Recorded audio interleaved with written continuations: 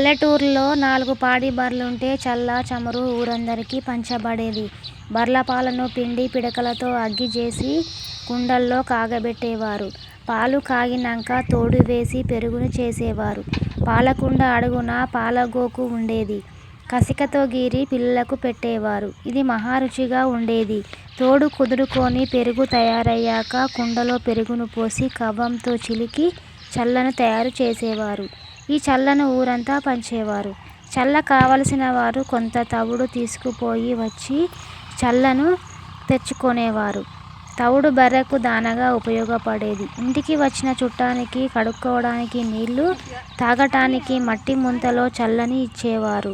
ఇప్పుడు పాల కేంద్రాలు, పాల ప్యాకెట్లొచ్చి ఊరినిండా బర్లున్నా చల్లకు కరువైపోయింది. పాలలో కూడా కల్తీ కలిసి ఆరోగ్యం పాడైపోతుంది. మన బర్లు ఇచ్చే పాలకు మించి పాల ప్యాకెట్ల పాలు ఉండవు. Thanks for watching. Please subscribe my channel Bonthala Varshini.